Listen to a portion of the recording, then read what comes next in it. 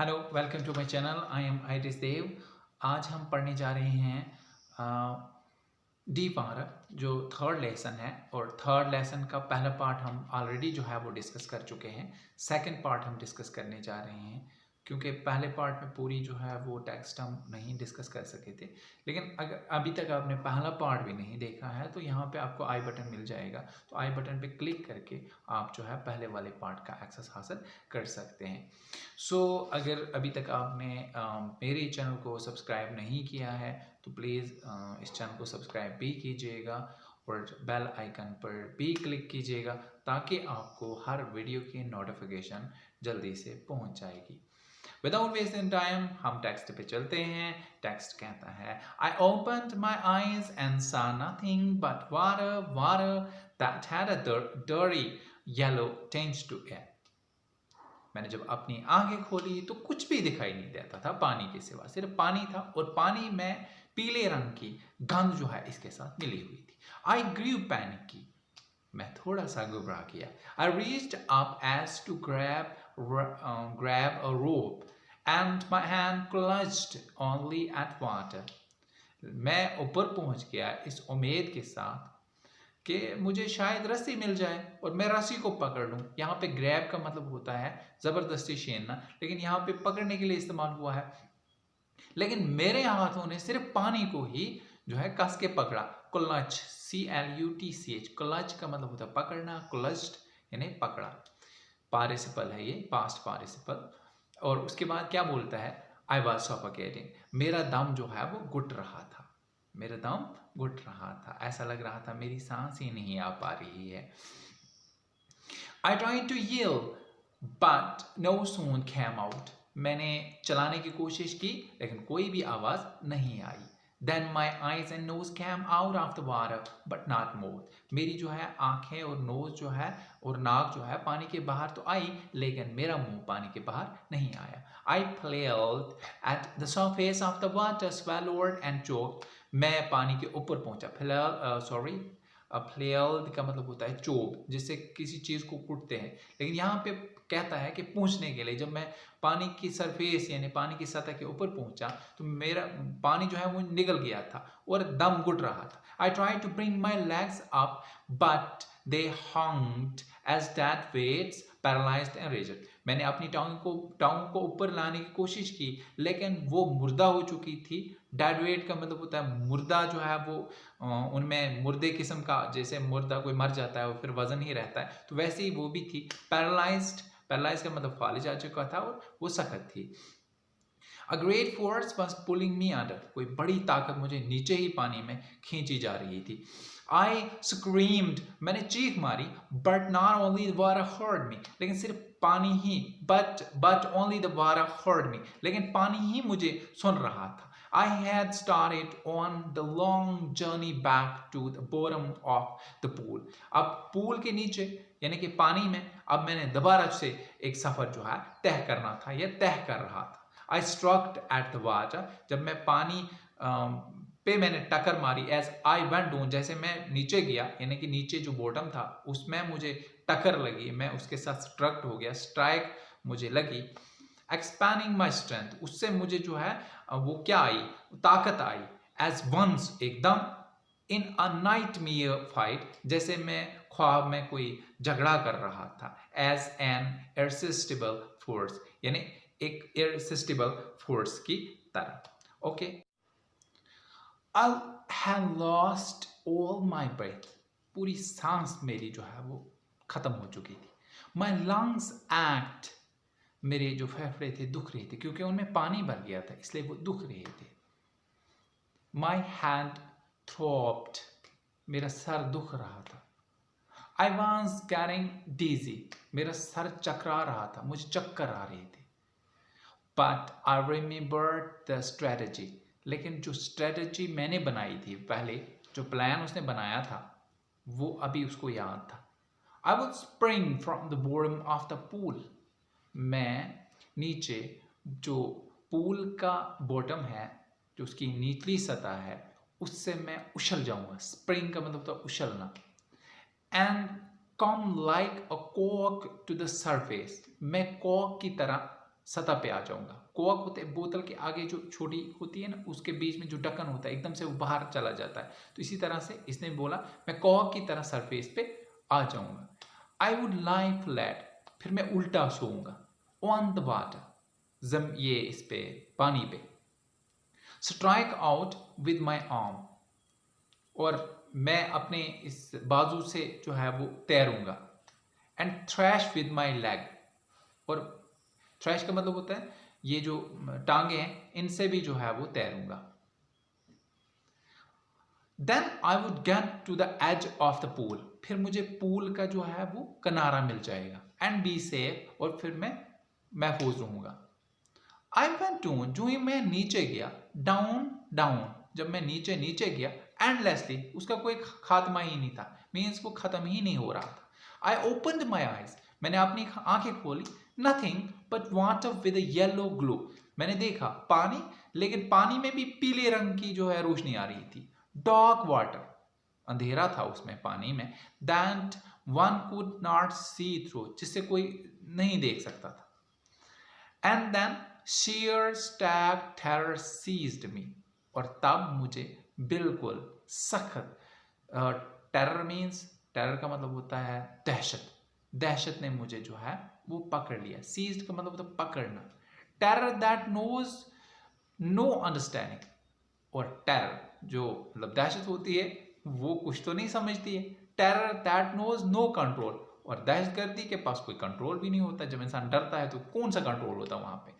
Terror that no one can understand, और उस terror को, उस दर्द को या उस डर को कोई भी जो है वो अंडरस्टैंड नहीं कर पाता है। Who hasn't experienced it, जिसने कभी ये हासिल ही नहीं किया है इसका तजर्बा कि डर कैसा होता है। जब एकदम से डर आता है तो वो उस डर को कंट्रोल भी नहीं कर सकता है, उसको अंडरस्टैंड भी नहीं कर सकता, और नई डर अंडरस्टैंड जो है वो करवाता है। I was shrinking under water, यानी कि पानी में मैं थरथरा रहा था। I was paralyzed under water, stiff, rigid with fear, और मुझे काफ़ी ज़्यादा जो है वो दर्द था, और मुझे काफ़ी ज़्यादा जो है वो क्या बोलते हैं कि सख्त गम था। यहाँ पे पैरालाइज का मतलब होता है फालिज आना, क्योंकि फालिज आ जाता है, क्यों जब कोई पार्ट जो है काम करना छोड़ देता है तो वहाँ पे फालिज आ जाता है, तो उसको हम फालिज बोलते हैं, right. So the next part we will here start. यहाँ पे एक और वर्ड आया है जिसका नाम है स्टिफ। स्टिफ को मैंने अभी तक नहीं बोला। तो स्टिफ होता है इखड़ना, मतलब इखड़ना मीन सख्त हो जाना। यहाँ पे स्टिफ और रिजिड में कोई फर्क नहीं है, लेकिन स्टिफ का मतलब होता है इखड़ के चलना, मतलब जो even the screams in my throat were frozen, यानी कि चीख में मार रहा था वो मेरे इस गले में जो है वो क्या हो गई थी, फ्रोज्ड हो गई थी, वो जम गई थी। Only my heart and the pounding in my head said that I was still alive. और क्या कहता है, कहता है मेरे दिल ने और मेरे जो सर में, जो पाउंड का मतलब होता है कुचलना, यहाँ पे पाउंड का मतलब हो गया सर के जो न्यूरॉन्स थे, जो सर में दिमाग था, और उस हरकत यानी सर की हरकत, पाउंड का मतलब यहाँ पे हरकत आ जाएगा, और उस दिमाग की हरकत ने मुझे बताया कि मैं अभी जिंदा हूँ, और दिल ने मुझे बताया कि मैं अभी जिंदा हूँ, क्योंकि सारी चीज़ें निकल चुकी थी। मैं सांस मेरा फूल रहा था, मैं कुछ नहीं कर पा रहा था, मेरे पास जो ताकत थी वो भी अब खत्म हो चुकी थी। Then in the mist of the terror, यानी कि उस डर के बीच में, came a touch of reason, कुछ वजूहात की वजह से, I must remember to jump, मुझे जो है जंप करना जो है वो याद आ गया। When I hit the bottom, जब मैंने नीचे बॉटम की सतह को के साथ में टकराया, हिट किया, हिट मतलब होता टकराना। At last felt the tiles under me, मैंने सोचा कि नीचे टाइल्स हैं। My toe reached out as if to grab them, और मेरी जो है टांगे वहां तक पहुंच चुकी हैं और अब मैं उनको पकड़ सकता हूं। आई जंप्ड, फिर मैंने क्या किया, मैंने जंप मारा। With everything I had, जितनी भी मेरे पास ताकत थी उसी ताकत के साथ मैंने जंप लगाया। But the jump made no difference. लेकिन जंप ने कुछ भी नहीं किया क्योंकि मैं वहीं पे रहा, क्योंकि पहले से ही टांगे जो है उनमें फालिज आ चुका था, तो जंप करने में क्या फर्क पड़ता। The water was still around me. अभी पानी मेरे आगे पीछे था. I looked for ropes. मैंने सोचा कोई यहाँ पे रस्सी होगी. Ladders, कोई सीढ़ी आ जाएगी. Water wings, वाटर विंग होगी क्योंकि उसने पहले जो वाटर विंग नई उसको दी गई थी वो भी थी नहीं. Nothing but water, कुछ भी नहीं था, सिर्फ पानी था. A mass of yellow water, पीले रंग का बड़ा सा पानी. Held me, उसने मुझे पकड़ा हुआ था. Stark terror took an even deeper hold on me like a great charge of electricity. अब क्या कहता है? कहता है कि जो पानी था, जो स्टैक जो मतलब टेरर था, मीन्स जो सख्त वो मुझे डर था, उस डर ने मुझे नीचे लिया, फिर वहाँ पे पकड़ा और ऐसे पकड़ा जैसे बिजली का चार्जर पकड़ता है, यानी कि चार्जर कैसे किसी चीज़ को पकड़ता है वैसे उसने मुझे पकड़ लिया. आई शोक, मैं हिला, एंड ट्रेम्बल, थरथराया, विद फ्राइट, डर के साथ. माई आर्म्स वुडंट मूव, मेरी बाजू जो है काम ही नहीं कर रही थी, एकदम से एक जगह पे लगी हुई थी. माई लेग्स वुडंट मूव, मेरी टांगे भी हरकत नहीं कर रही थी. I try to call for help, मैंने हेल्प के लिए जो है आवाज़ें लगाई. टू कॉल फॉर मदर, मैंने अपनी माँ को बुलाया. Nothing happened. मेरी माँ कहाँ होती, कुछ भी नहीं हुआ, कोई नहीं आया वहाँ पे, क्योंकि माँ कहाँ थी, वो घर में थी और मैं पूल में था और वहाँ था ही नहीं कोई. तब क्या हुआ? And then strangely there was a light. अजीब तरह की जो है वो वहाँ पे रोशनी आई. I was coming out of the awful yellow water. खतरनाक पीले पानी से मैं बाहर आ रहा था. At least my eyes were, मेरी आंखें भी बाहर आ रही थी. My nose was almost out too. मेरी जो नाक थी वो भी पानी से बाहर थी तकरीबन. Then I started on a third time. तीसरा सफर शुरू हो गया पानी में नीचे जाने का. I sought for air. मैंने हवा को मतलब चूमा या चूसा, हवा को चूसा मीन्स हवा थोड़ी सी जब नाक बाहर आई तो हवा मैंने लिया थोड़ा सा. सक का मतलब होता है चूसना. And got water, फिर से पानी में चला गया. The yellowish light was going out. और क्योंकि वो जो येलो टाइप की या पीले रंग की जो लाइट थी वो अभी कंटिन्यू थी. Then all effort ceased. तमाम जो ताकतें थी वो ख़त्म हो गई. I relaxed.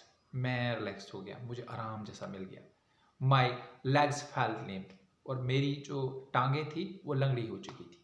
A blackness swept over my brain.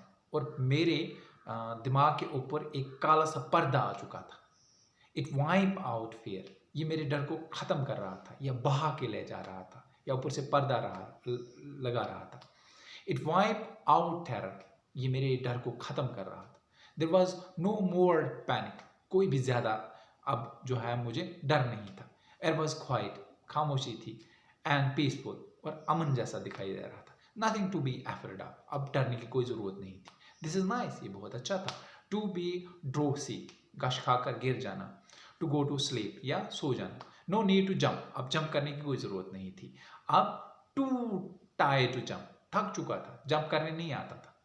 It's nice to be carried gently. अब आराम से जो है मुझे उठाया जाना अगर होता यानी कि अगर आराम से कोई उठा लेता तो बहुत अच्छी बात थी.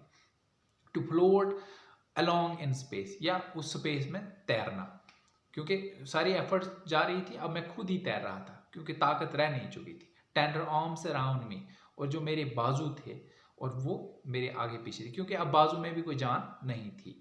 Tender arms like mothers. और वो बाजू मेरे जो नाजुक से बाजू, टेंडर का मतलब वो नाजुक बाजू, वो ऐसे थे जैसे माँ का बाजू है क्योंकि माँ की गोदी में जब इंसान सोता है तो माँ के बाजू पे बड़ी नींद सी आ जाती थी. अब इसको ऐसा ही लगता था कि ये मेरे बाजू जो हैं जैसे माँ के बाजू बिल्कुल टेंडर हैं, नाजुक से हैं, ये मेरे बाजू भी अब वैसे बन चुकी थी. Now I must go to sleep. अब मुझे सोना चाहिए था या अब मैं सो रहा था. आई क्रॉस्ड oblivious. मैंने तमाम फरामोशियों को जो है वो पार किया था. And the curtain of life fell. और तब जिंदगी का पर्दा जो है वो गिर गया.